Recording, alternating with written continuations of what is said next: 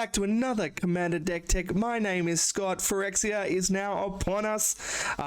Really interesting set. I kind of waved it off as not really adding too much, but man, have I been having a blast with some of these mono black commanders. It's been, really enjoyable. First one up, I have Kinzu, the Bleak Coven. This one I kind of blew off really early on. I wasn't really too impressed. I think the toxic on this card really distracted me. I kind of was like, okay, do I want to be doing infect with this? And then really I just completely ignored that, and this became an Aristocrats deck. Now, Aristocrats is something I've played a lot before. I had an Ayara deck. I've since pulled apart my Ayara deck to build this one.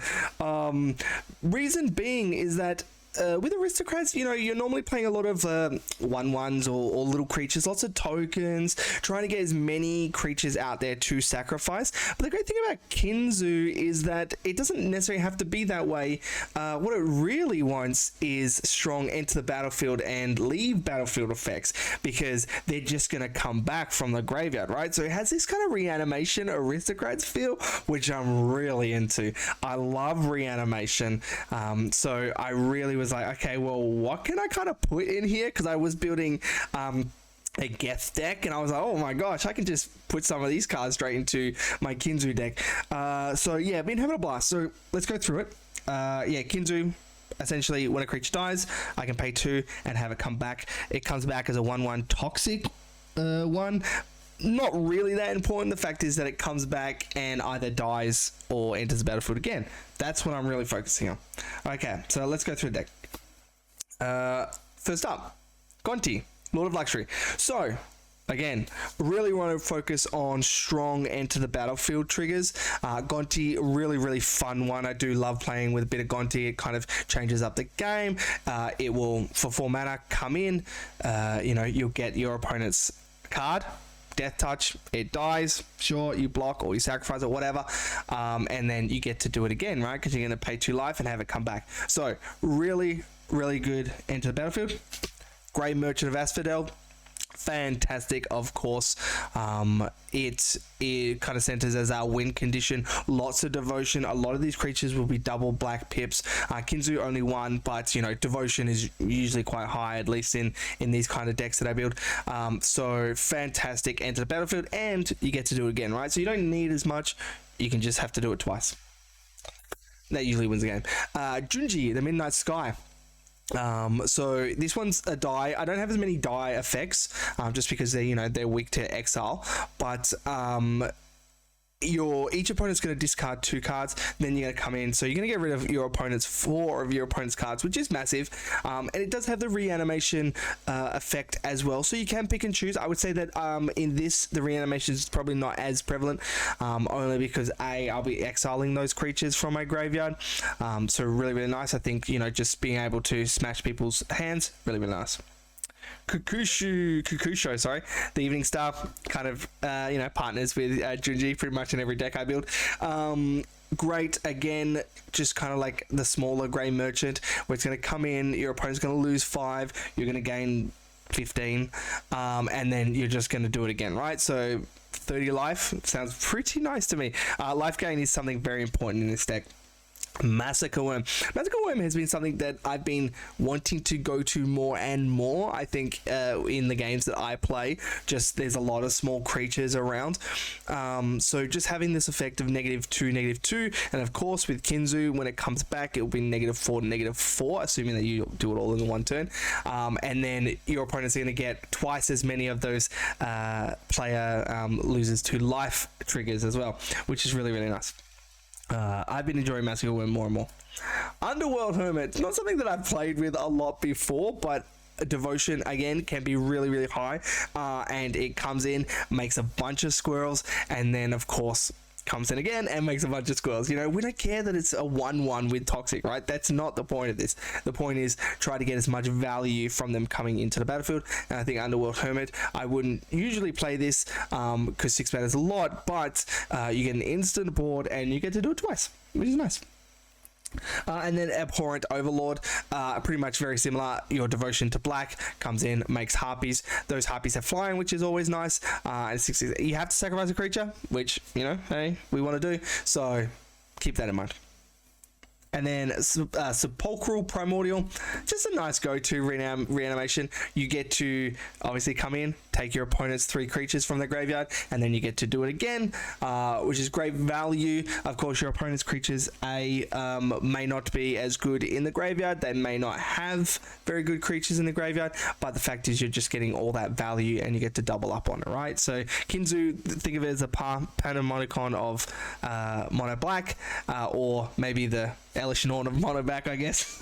And then Archon of Cruelty, kind of to end the strong battlefield triggers that I have. Of course, there are others, but they also serve other purposes. Archon, really, really great card. This was another one when it first came out. I kind of was like, oh, okay, it's only one target, but there's so much value. They discard a card, they lose 3, you gain 3, you draw a card.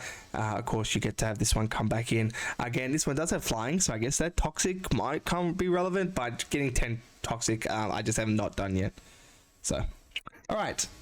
Sacrifice outlets. So you will need sacrifice outlets. Obviously, there's not one on your commander, so we need that to support, especially when I want to do it all in one turn, like Grey Merchant of Asphodel, Kokusho, stuff like that. So Carrion Feeder, great. Really opted for instant speed, free sack outlets.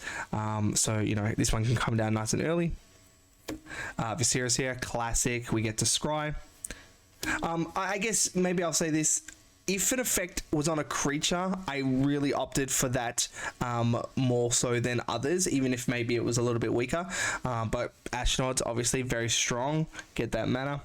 Ayara, First Lochthwain, helps with a little bit of life gain, so every 2 creatures essentially pays for a Kinzu reanimation. So I really have valued life gain more and more as I'm playing this. And of course, it can sacrifice to draw a card.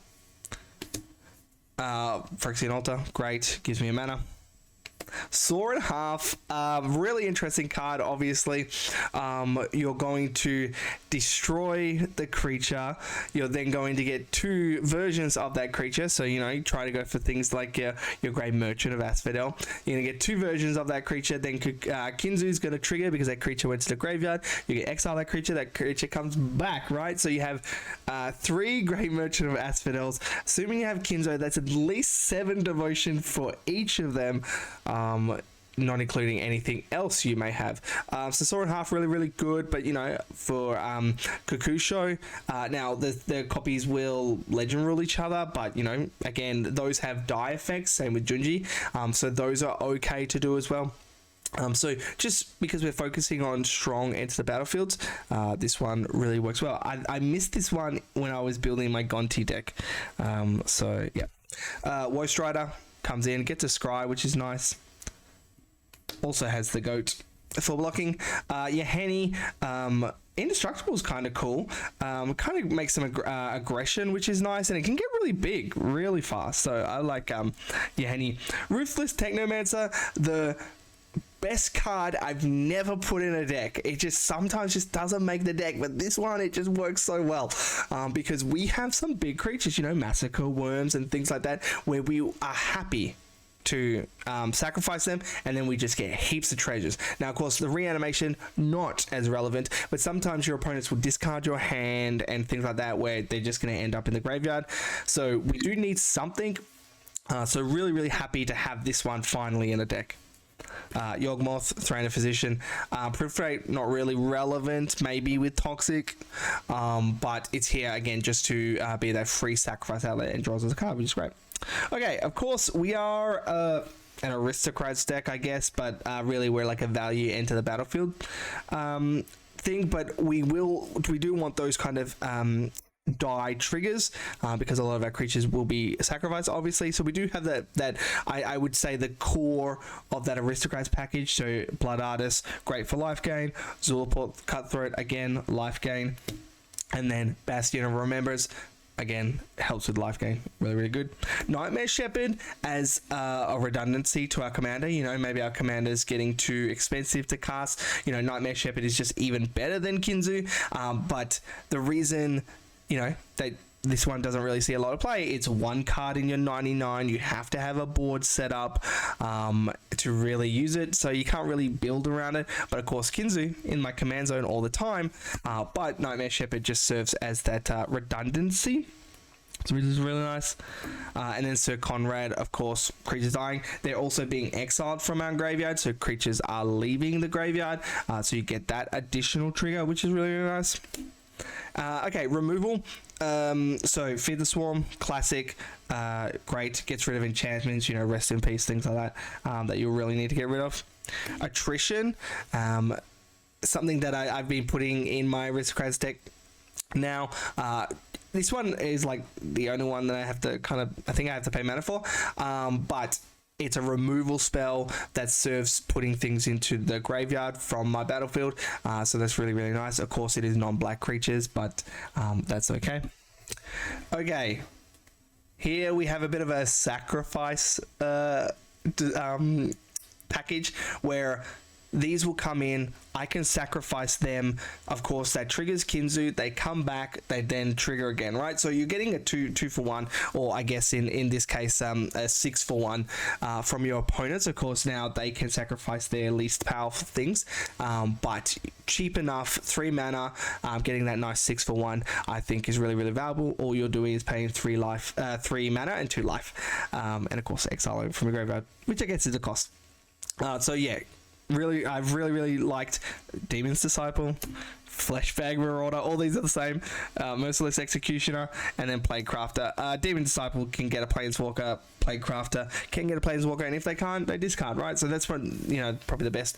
But again, like I said, they just die, they can kill themselves, so I don't need a sack outlet, and then they can just come back and do it again.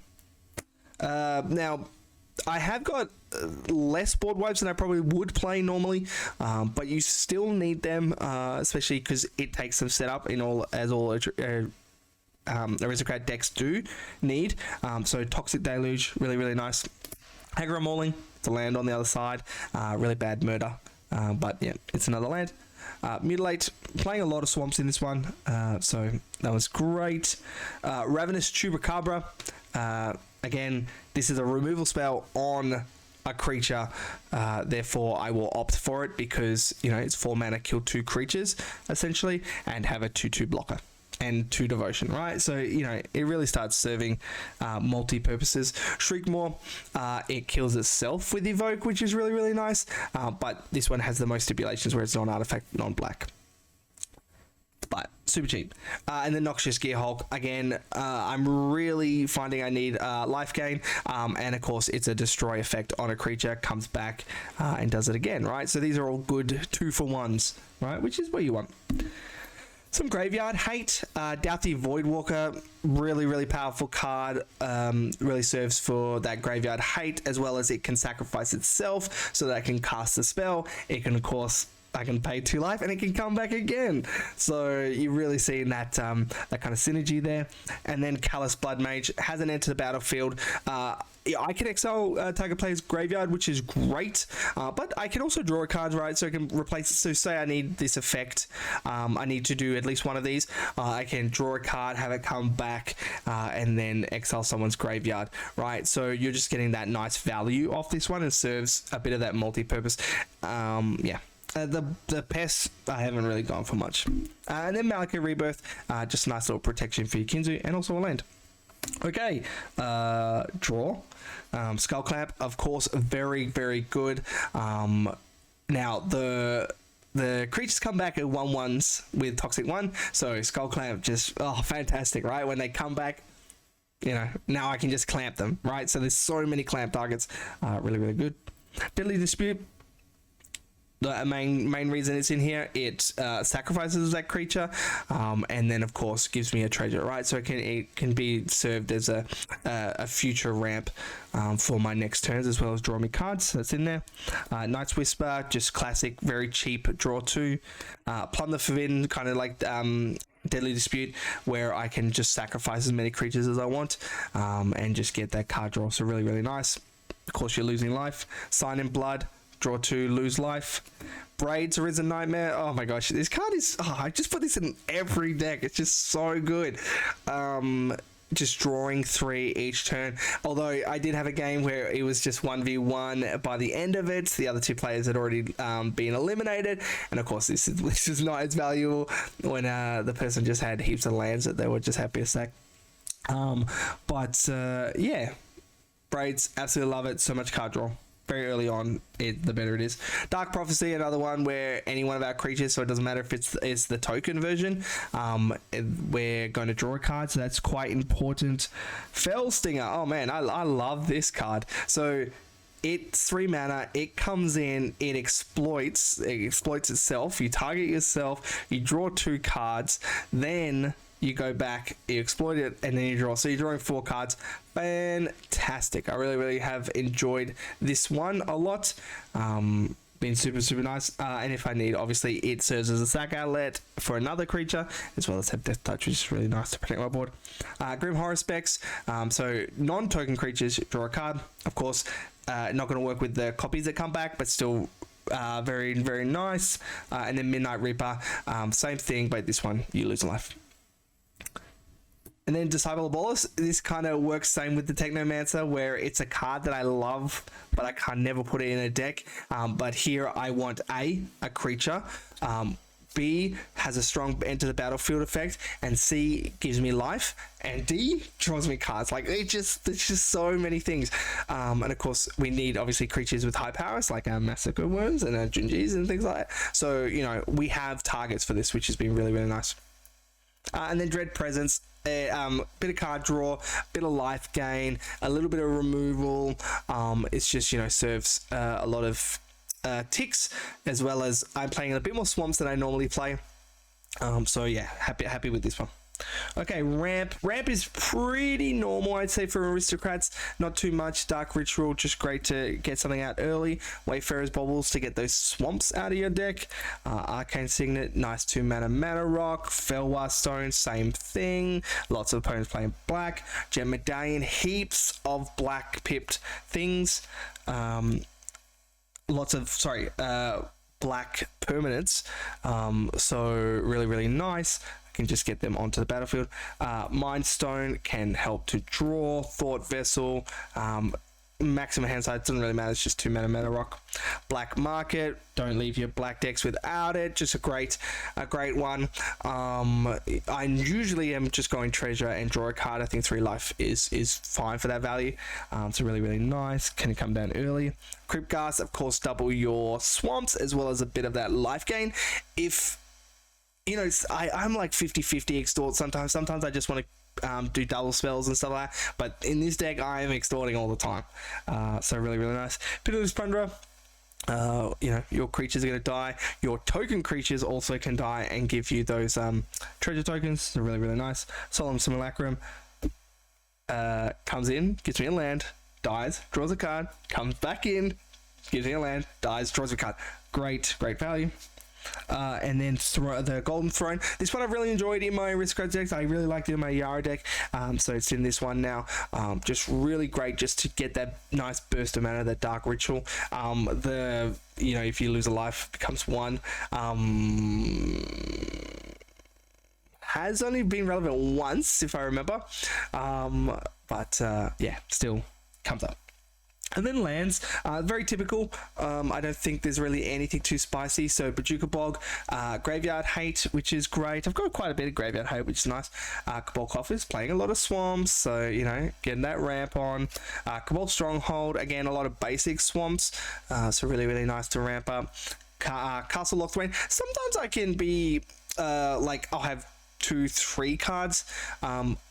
It really depends on how my kind of draws set up, but Castle Lochthwain, really nice. I'll pay that life to get that card. High Market, great to have a sacrifice outlet on a land. Gives me a life, that's cool. Myriad Landscape, sacrifice to get basics out.